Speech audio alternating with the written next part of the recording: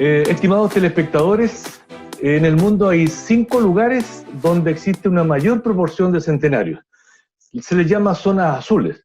Estas son las islas de Okinawa en Japón, Cerdeña en Italia, Loma Linda en California, Estados Unidos, Icaria en Grecia, Nicoya en Costa Rica.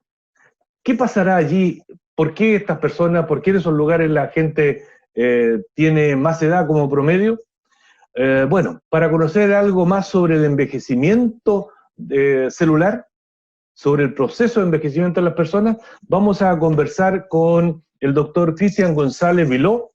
Él es bioquímico de profesión, doctor en ciencias, mención biología celular y molecular, es profesor titular del Departamento de Biología de la Facultad de Ciencias y además del Departamento de Neurociencia de la Facultad de Medicina de la Universidad de Chile. Es profesor adjunto en el Instituto Bach de Estados Unidos, es un instituto que estudia envejecimiento propiamente tal. Es presidente de la Sociedad Chilena de Neurociencias y un elemento muy importante, un cargo que tiene ya desde 5 años, que es director del Centro Gerociencias, Salud Mental y Metabolismo. Cristian, gracias por aceptar nuestra invitación al programa Más Conocimiento de Campus TV, y como creo que ya te he explicado, en esta temporada estamos conversando con investigadores de la mesa temática envejecimiento de la red de universidades estatales. Gracias por la invitación, Iván, un gusto compartir contigo, aunque sea de manera remota. Bien, Cristian, el envejecimiento es un proceso, hasta donde yo sé, irreversible, ¿ya? Pero unos envejecen mejor que otros, ¿ya? Las expectativas de vida en el mundo son del orden de los 71 años, en Chile del orden de los 80, las mujeres un poquito más que los hombres, pero como promedio 80 años, ¿ya? Pero antes de comenzar a hablar del envejecimiento de las personas, y seguramente en algún momento vamos a meternos en el envejecimiento de las células, ¿ya? Me gustaría que nos comentaras algo sobre el centro que diriges, que es un centro dedicado a envejecimiento, el GERO, ¿ya? ¿Cómo surge? ¿Qué universidades participan? ¿Qué líneas de trabajo? Y algunos resultados. Básicamente eso, a modo de resumen. Sí, perfecto, gracias. GERO es un centro que está financiado por el programa FONDAP. El programa FONDAP es un programa de áreas prioritarias en el país, que en el fondo define investigación no por curiosidad, sino por misión. Por lo tanto, en los programas que son de investigación por misión, es el Estado quien identifica ciertos problemas que le parecen que son relevantes para el país y coloca financiación para hacer que los científicos en el país puedan trabajar en algunos aspectos de estos problemas que el Estado anticipa que son de interés para Chile. Y dentro del programa de áreas prioritarias, por lo tanto, emerge el envejecimiento de la población como un área prioritaria. Tal como dijiste tú, tenemos expectativas de vida que están en torno a los 80 años, y por lo tanto se llamó el año 2015 a una propuesta para desarrollar o crear un centro de investigación en envejecimiento en el país, propuesta que finalmente nos adjudicamos nosotros, que somos un grupo de investigadores que tenemos un perfil mixto. Tenemos nosotros en GERO 3 programas principales de investigación. En el primer programa de investigación participan investigadores clínicos, es decir, gente que está haciendo un estudio utilizando pacientes, individuos humanos, un estudio de cohorte, una cohorte longitudinal, que en principio iba a durar de 3 a 4 años, pero que ahora estamos pensando que va a durar aproximadamente 7 a 8 años en el estudio longitudinal. Es un grupo de 300 voluntarios chilenos, gente que tiene más de 70 años y que se atiende en el sistema público de salud, y vamos a acompañar a estos individuos a lo largo de 7 años, porque sabemos que desafortunadamente un grupo de ellos van a desarrollar demencias, que es una enfermedad asociada al envejecimiento. Y sabemos que otro grupo no la va a desarrollar, entonces lo que queremos hacer es tratar de entender en primer lugar, cómo está envejeciendo la población chilena utilizando esta muestra, y segundo, queremos entender qué es lo que tienen en común aquellas personas que van a desarrollar patologías de neurodegeneración asociadas al envejecimiento y qué tienen en común aquellos que no van a desarrollar patologías. Por lo tanto, ese es uno de los grandes programas de investigación dentro de GERO, que es el programa clínico y que está liderado por Andreas Lachewski de la Universidad de Chile. En segundo término, tenemos un programa que es el que llamamos el programa preclínico. Y en este programa preclínico somos investigadores de diferentes facultades de la Universidad de Chile y de la Universidad Mayor también, que es la otra institución patrocinante de este centro, que estamos estudiando diferentes aspectos relacionados con la biología del envejecimiento, y para ello utilizamos modelos animales, por eso es un programa que es preclínico. Actualmente, cuando nosotros postulamos este proyecto, teníamos simplemente investigación utilizando modelos murinos, ratones principalmente, para el estudio del envejecimiento. Sin embargo, después de 5 años hemos iniciado el estudio con 2 modelos adicionales, y en el centro tenemos actualmente estudios no solamente en ratones, sino además en mosca, en Drosophila melanogaster, y en un pez que es un vertebrado que se llama killifish, Notobranchius furseri, que tiene una gracia, y es que es un pez que tiene un ciclo de vida que es relativamente corto. La mayoría de los estudios que se hacían en el país antes de GERO utilizaban zebrafish, que es la variedad de peces más utilizada en investigación en biología, pero zebrafish tiene un problema, y es que tiene una vida promedio que se acerca a los 2 años, se parece mucho a lo que vive un ratón. Por lo tanto, estudiar envejecimiento en organismos que tienen ciclos de vida tan largos siempre es un desafío, porque los experimentos evidentemente toman mucho tiempo. Y es por eso que una de las metas que nosotros nos impusimos cuando comenzamos con GERO era tener un modelo de vertebrados que tuviese periodos de vida más cortos, y esto es lo que ha desarrollado principalmente el grupo de Miguel Concha en la Universidad de Chile, que ha puesto a punto en el primer laboratorio de killifish, que está actualmente disponible para los investigadores de GERO, y de esta forma podemos estudiar en un modelo que, siendo vertebrado, tiene periodos de vida más cortos. Y el tercer programa de investigación es un programa que nosotros le denominamos el programa de intervenciones, y en el fondo es un programa que al momento de diseñar el proyecto no teníamos ahí realmente definido qué es lo que iba a entrar, pero sí sabíamos que necesitábamos tener un programa de intervenciones, entre otras cosas porque lo que estamos aprendiendo en el programa preclínico, utilizando modelos animales respecto de la biología del envejecimiento, pensamos que aquellas cosas que aprendamos en este programa pueden servir para ser aplicadas en estudios en humanos. Y lo que estamos aprendiendo en el estudio de cohorte, que es el estudio que está liderando el programa clínico, también nos puede dar ciertas luces respecto de qué preguntas o qué nuevas hipótesis podríamos construir utilizando modelos animales para entender mejor el envejecimiento. Por lo tanto, el programa de intervenciones es un programa que se nutre de los hallazgos originados en los programas clínicos y preclínicos, y tiene como finalidad última el poder desarrollar en el mediano plazo o en el mediano largo plazo intervenciones que podamos aplicar en la población chilena de modo de favorecer que nuestros compatriotas envejezcan en mejores condiciones. Y ese es el tercer programa de investigación. Oh, muy interesante el resumen. Como que te lo sabes, así lo tienes muy bien estructuradita la respuesta. Bueno, como director de GERO, me parece muy bien. Oye, Cristian, avancemos ahora en preguntas concretamente de envejecimiento. Si uno habla de envejecimiento, habla de senescencia, pero ¿cómo podríamos definir envejecimiento? Yo diría que la definición que más se acerca a la realidad es que el envejecimiento no es ni más ni menos que la pérdida de la capacidad de los organismos de poder lidiar con los estímulos externos que los sacan del equilibrio, estímulos que son nocivos. Yo creo que esta idea es mucho más sencilla de entender cuando uno piensa los efectos que tiene sobre un organismo, por ejemplo, una cirugía. No es lo mismo cuando uno se somete a una cirugía a los 20 años que cuando se somete a una cirugía a los 80 años.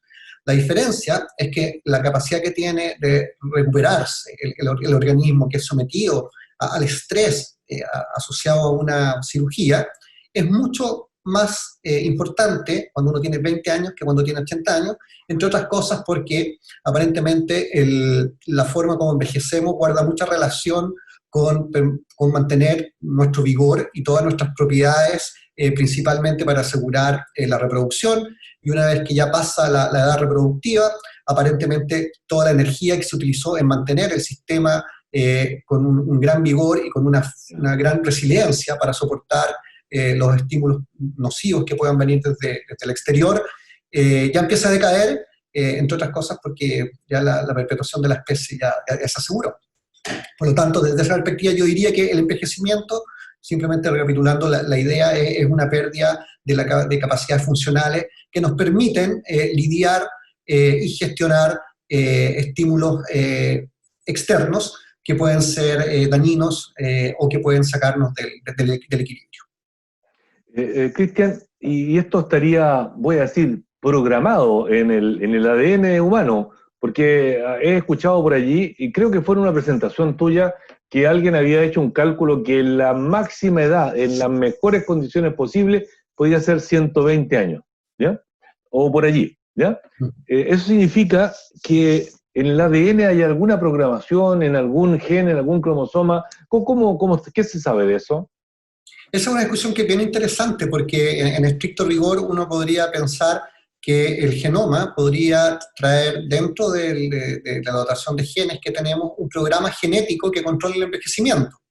Y durante mucho tiempo ha habido argumentos en esa dirección. De hecho, uno podría mencionar el efecto de mutaciones en un grupo de genes, que si uno muta ese grupo de genes en levaduras, en moscas, en gusanos y en ratones, las consecuencias siempre son las mismas, hay un envejecimiento acelerado.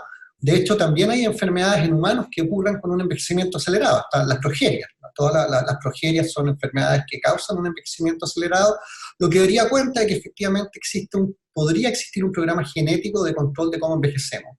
Sin embargo, hay una observación que es bien interesante, y es una observación que se inició a mediados de la década de los 80 en Suecia. Es un proyecto que duró muchísimos años, que ha tenido varias rondas de iteración, y lo que hicieron los suecos es sencillamente identificar la población de todos los gemelos univitelinos que había en Suecia, y comparar cómo envejecían estos dos hermanos, que esencialmente provienen ambos del mismo embrión, digamos, del ¿no? mismo embrión, ¿cierto? Sí.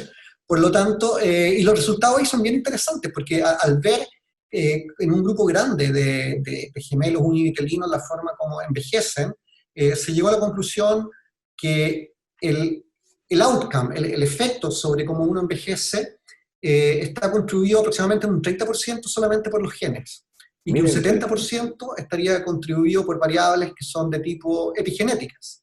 Por lo tanto, yo diría que ese dato es fantástico, porque ese dato además es esperanzador. Me parece muy interesante, Además es esperanzador porque si la forma como vamos a envejecer viniese predeterminado en el DNA que traemos en el núcleo de las células, habría poco espacio para mejorarnos, ¿cierto? Claro, es cierto. Por lo tanto, ahí hay un espacio para mejorar. Y respecto a lo que decías de los límites de la vida, eso también es un paper muy interesante, un paper que se publicó en Nature hacia finales del año 2015, que establecía Perdona, Cristian.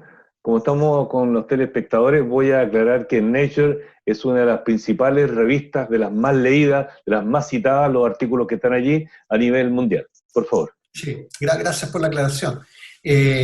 Bueno, sí, el artículo al que quiero hacer referencia, que se publicó hacia fines del 2015, es un artículo que se hizo simplemente considerando variables epidemiológicas que colectaron los datos de expectativas de vida y el cambio de la tendencia de expectativas de vida en alrededor de 30 países. Y estos 30 países incluían países, por supuesto, de la antigua Europa, pero también países de América, que tienen una cultura que es más reciente, y esencialmente los investigadores tomaron todos aquellos datos en donde se han colectado datos epidemiológicos de expectativa de vida durante un tiempo grande. Y la conclusión fue bien interesante, y es que se vio que hasta comienzos de la década de los 2000 aproximadamente, es decir, hasta inicio del siglo XXI, la tendencia en expectativa de vida fue en aumento franco todo el tiempo. Pero llega un momento en donde uno mira que esta expectativa de vida empieza a frenar su pendiente, y que en algunos sitios empezó a revertirse. Entonces es una curva que va creciendo y luego una curva que empieza a decrecer. Entonces lo que hicieron estos investigadores es simplemente calcular el punto donde se intersectaban la curva que crece con la curva que empieza a bajar y ver qué edad correspondía a eso.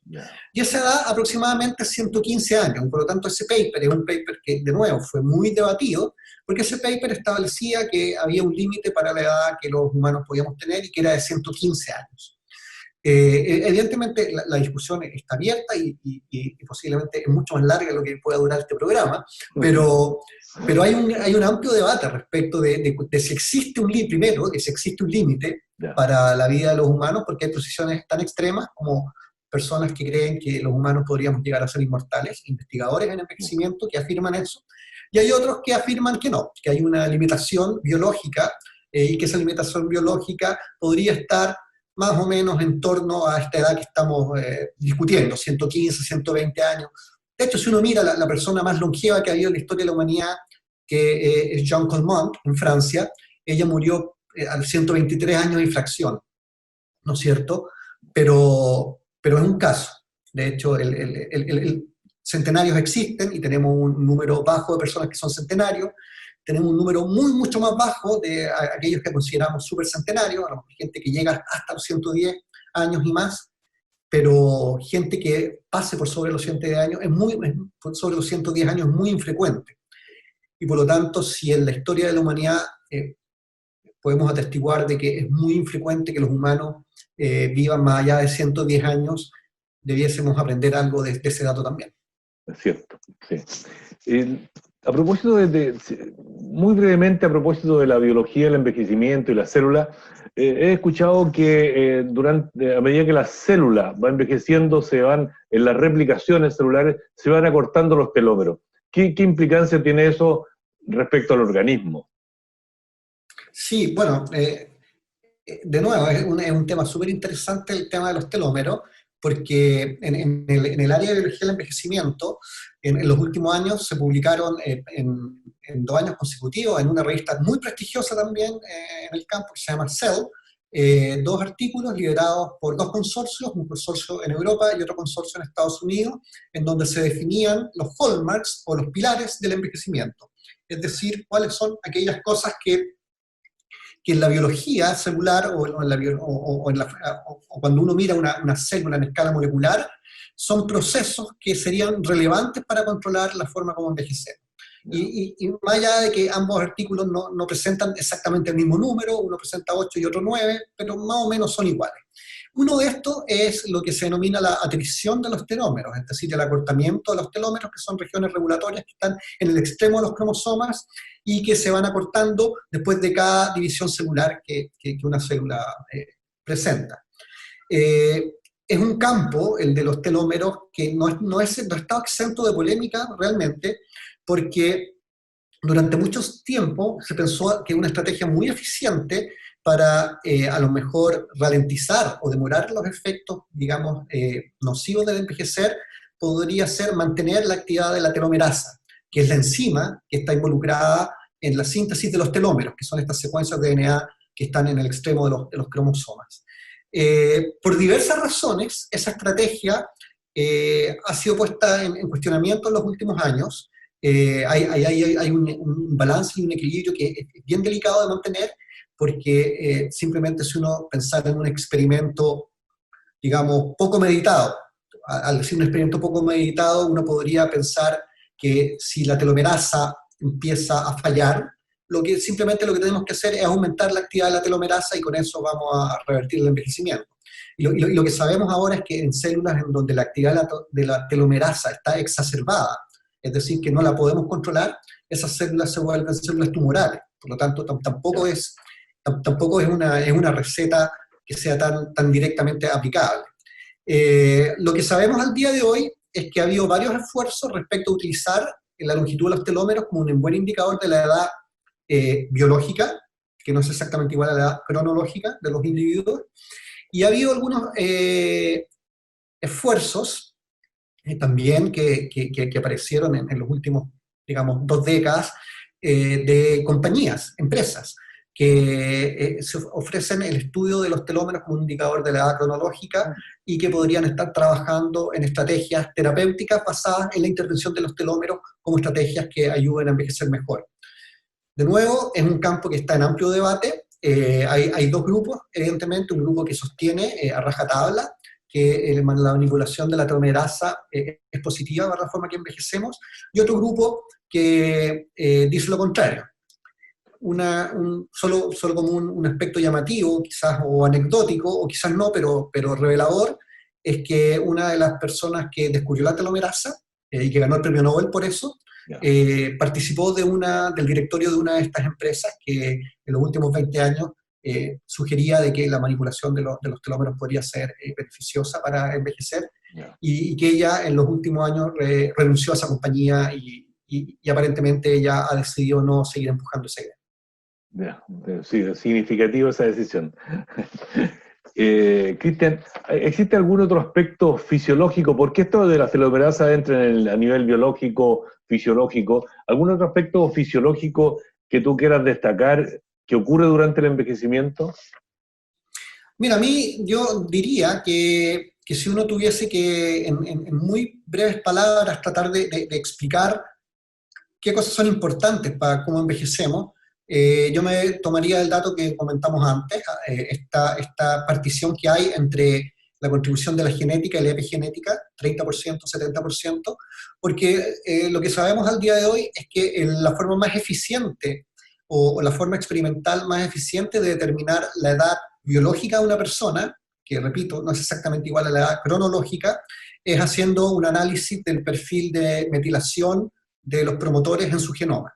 Que esto que suena así como medio extraño, finalmente lo que estoy diciendo es que la metilación de los promotores es una de las modificaciones epigenéticas por antonomasia. Es decir, nos está indicando que efectivamente el 70% que adscribimos a la componente epigenética sobre cómo envejecemos tiene un correlato experimental. Si nosotros Perdona, Cristian, puede que, porque además estaba en paralelo tomando alguna nota ahí, cuando dijiste metilación de promotores, de algunos promotores en particular, esa parte me la perdí.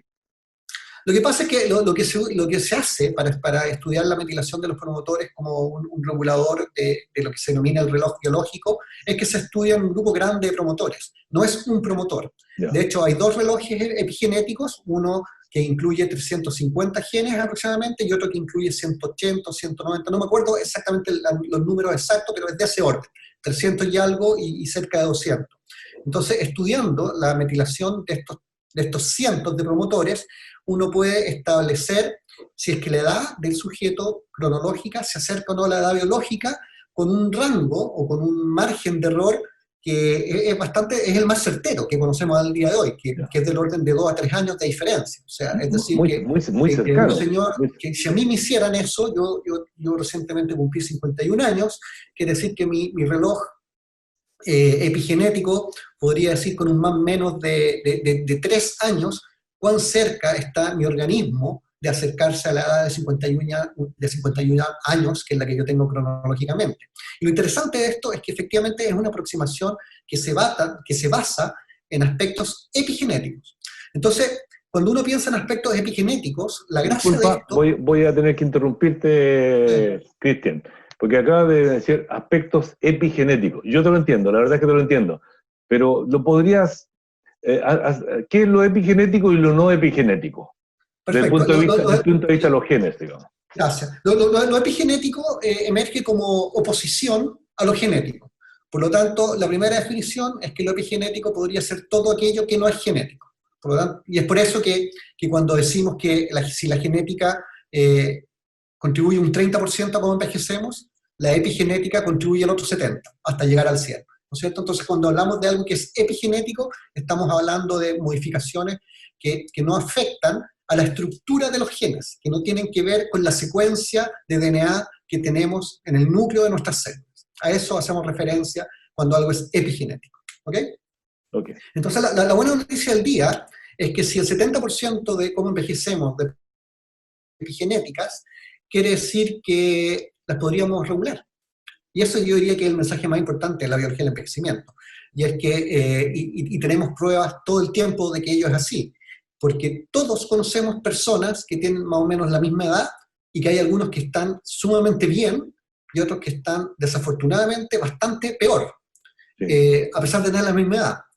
Sabemos que no tienen la misma genética, eso es indudable, pero la genética entre humanos tampoco es tan variable. Dos seres humanos tienen una variabilidad uno respecto de otro que no es tan grande como para explicar diferencias aparentemente tan sustantivas en cómo se envejece. Por lo tanto, de nuevo, la diferencia entre estos dos sujetos tiene que ver con las variables epigenéticas que sugieren que nosotros podríamos simplemente modificar la forma como envejecemos, modificando nuestros hábitos. ¿Cuáles son los hábitos? Y de hecho, aquí la gente sabe mucho respecto a eso. La Cristian, gente sabe que comer poco es beneficioso, que hacer ejercicio es disculpa, beneficioso. disculpa, dejemos esa partecita para unos minutos después, ¿ya? Okay. Esa parte de qué hacer con ese 70%, que es un porcentaje muy, muy relevante, muy, muy interesante. Están apareciendo cifras que, a pesar de que me dedico un poco al envejecimiento, me llaman mucho la atención positivamente conocerlo. Y, Cristian, durante el envejecimiento, y lo digo un poco en parte, lo digo a propósito de COVID, que los adultos mayores están siendo más perjudicados desde el punto de vista que las enfermedades son más graves. Durante el envejecimiento, ¿algo le pasa a la etapa ya adulta mayor al sistema inmune? Sí, indudablemente. Existe una variable biológica que se conoce hace mucho tiempo, que ocurre cuando uno envejece y que se denomina inmunosenescencia. La senescencia es un estado de vida en el ciclo celular que es una detención de la proliferación, y esta detención de la proliferación no va acompañada de la remoción de estas células. El organismo, cuando es joven y cuando es robusto, una célula que sale del ciclo celular es una célula que no puede mantenerse dividiéndose para dar origen a una nueva célula. Esa célula es posteriormente eliminada. Es eliminada por apoptosis o es eliminada por el sistema que gestiona las células que tiene que remover de un tejido de un organismo. Y eso que funciona súper bien cuando uno es más joven, deja de funcionar cuando uno empieza a envejecer, y esto es particularmente relevante en el sistema inmune. Porque el sistema inmune necesita estar produciendo permanentemente células, por ejemplo, que hagan vigilancia, que es un tipo de respuesta inmune, que es importante, pero también necesita un segundo tipo de respuesta inmune, y es que haya células que sean capaces de producir anticuerpos, es decir, producir herramientas biológicas que puedan lidiar con las infecciones. Y estos dos componentes empiezan a estar alterados a medida que envejecemos, y a eso es lo que llamamos inmunosenescencia. Por eso es particularmente relevante, y todos los años se hace la campaña de que los adultos mayores se vacunen, por ejemplo, contra la influenza, porque la respuesta inmune que un adulto mayor puede levantar contra una infección por influenza siempre va a ser más atenuada que en un sujeto joven. Por lo tanto, en esa persona es vital poder hacer la inmunización de modo de preparar al organismo para que esté en mejores condiciones de enfrentar, si es que posiblemente luego se infecta por el virus de la influenza. Y eso explica también algunas de las consecuencias respecto del COVID-19. El COVID-19, sabemos que si uno mira la proporción de personas infectadas en el país, la proporción de personas infectadas no es proporcionalmente el grupo mayoritario, no son los mayores de 65 años, pero los mayores de 65 años sí son los que tienen las consecuencias, digamos, más nocivas después de una infección. Y eso tiene que ver con la forma como el organismo reacciona frente a una infección de este tipo, que tiene una componente inmunológica, que es lo que acabamos de describir someramente, y esta componente inmunológica se enmarca dentro de un concepto que es mucho más global, y que son los conceptos de resiliencia y fragilidad, ¿no es cierto? A medida que envejecemos, y volvemos a tu pregunta inicial, a medida que envejecemos, el organismo está menos apto para responder a las agresiones o a los estímulos nocivos que vienen desde el exterior. Eso se llama envejecer. Pero no todos envejecemos de la misma forma. Entonces, como no todos envejecemos de la misma forma, algunos permanecemos o vamos a permanecer más resilientes, es decir, nuestro sistema va a estar robusto por más tiempo que otras personas. Entonces, aquellas personas que el sistema permanece robusto durante menos tiempo se denominan como más frágiles. Y evidentemente ahí hay una consideración que es pertinente, y es que posiblemente lo que hace la diferencia en el outcome de la enfermedad de un sujeto a otro sea el nivel de fragilidad que la persona tenga. Gente que es más resiliente, más robusta, va a poder superar mejor o resistir mejor la infección con SARS-CoV-2 que personas más frágiles. Ahora, durante la etapa del envejecimiento, concretamente ya en la etapa de adulto mayor, hay ciertas enfermedades que van a aparecer, y van a aparecer, entiendo, más en quienes han hecho un envejecimiento menos saludable que otros, ¿ya? ¿Podrías mencionar algunas? A ver, yo creo que el punto que estás mencionando es pertinente, porque en el fondo la mayoría de las enfermedades más prevalentes en la actualidad en el mundo, enfermedades cardiovasculares, el cáncer, neurodegenerativas, sarcopenia, enfermedad crónica obstructiva pulmonar, diabetes y otras, todas tienen en común que su principal factor de riesgo es el envejecimiento. Sin embargo, no toda la gente que tiene más de 65 años presenta esta enfermedad. Pero mientras más envejecemos, las probabilidades de tener estas enfermedades aumentan. Y eso es exactamente lo que dice la hipótesis de la gerociencia. La gerociencia es una disciplina más o menos emergente en la biología, y lo que plantea la hipótesis de la gerociencia es que si nosotros logramos retrasar las consecuencias nocivas del envejecimiento, vamos a retrasar la aparición no de una, sino de todas las enfermedades que tienen como principal factor de riesgo el envejecimiento. Por lo tanto, de nuevo, si la forma como envejecemos no depende principalmente de nuestros genes, o depende solo en un 30% de nuestros genes, las decisiones que tomamos día a día sí pueden influir en el fondo en que tengamos una predisposición a que alguna de estas enfermedades crónicas, cuyo principal factor de riesgo es el envejecer, pueda aparecer en alguno de nosotros. Y es por eso que yo diría que ser muy consciente de las decisiones que podemos tomar cada día para permanecer en mejor forma es bastante relevante, porque además es parte de una medicina o de una dimensión médica que es preventiva más que reactiva, que es algo que siempre es interesante. La medicina actual generalmente se dedica a tratar enfermedades en lugar de prevenirlas. Sí, muy interesante el principio de la gerociencia, y por lo tanto este 70% del cual depende de nosotros, o buena parte de nosotros, nos permite mejorar la esperanza de vida, aumentar la esperanza de vida y aumentarla por sobre todo en mejores condiciones, ¿verdad? Sí, bueno, hay dos conceptos que sería súper bueno que todo el mundo los pudiese conocer permanentemente. Uno es la expectativa de vida, que en inglés se denomina el lifespan, es decir, cuánto tiempo transcurre desde que uno nace hasta que uno muere. Y luego hay un segundo concepto que hace referencia a la expectativa de vida sana, que en inglés se denomina health span. Y en el fondo es exactamente cuánto tiempo pasa desde que nacemos hasta que nos enfermamos crónicamente. Entonces, cuando uno tiene diabetes, eso es una enfermedad crónica. Cuando uno tiene una enfermedad cardiovascular de base, eso es una enfermedad crónica. Cuando uno tiene cáncer, es una enfermedad crónica. Cuando uno tiene Alzheimer, es una enfermedad crónica, y así. Por lo tanto, desde esa perspectiva, cuando empieza alguna de estas enfermedades crónicas, es que hasta ahí llegó el health span.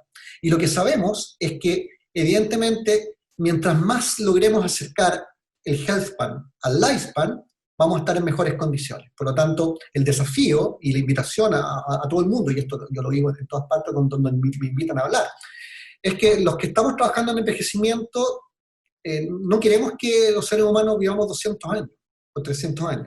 Lo que queremos, los que trabajamos en envejecimiento, es que si vamos a vivir 80 años, idealmente estemos sanos hasta los 80 años, y si no se puede, hasta los 79, y si no se puede, hasta los 78.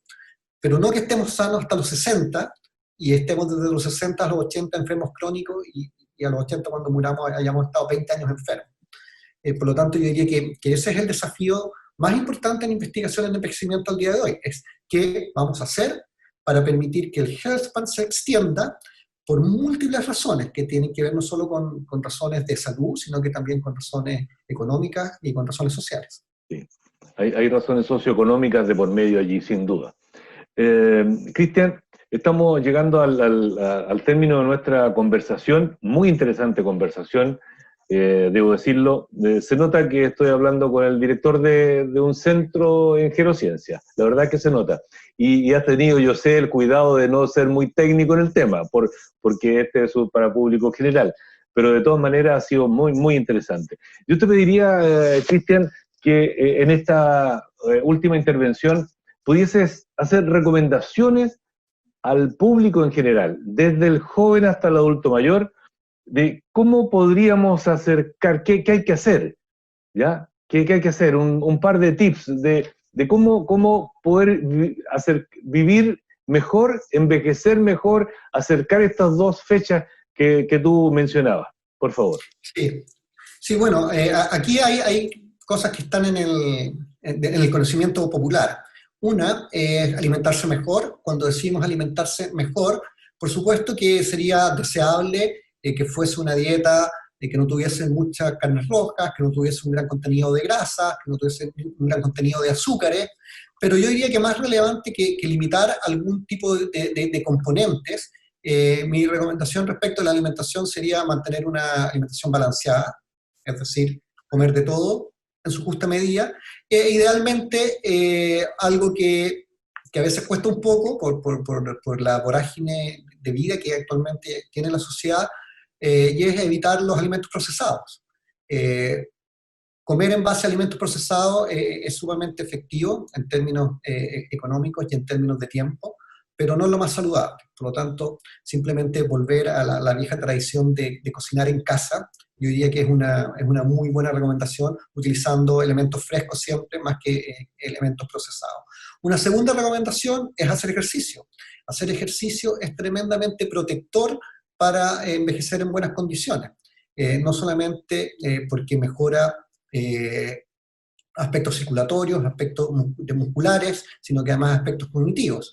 Un tercer elemento tiene que ver con el sueño. Dormir bien también es necesario. Un cuarto elemento es mantener una cierta actividad cognitiva. Y cuando decimos actividad cognitiva es mantener alguna ocupación, es poder utilizar el pensamiento abstracto permanentemente. Entonces uno podría sugerir que si las personas dejan de trabajar o están en sus casas y tienen la posibilidad de engancharse en actividades que sean intelectualmente desafiantes, esa es una buena idea.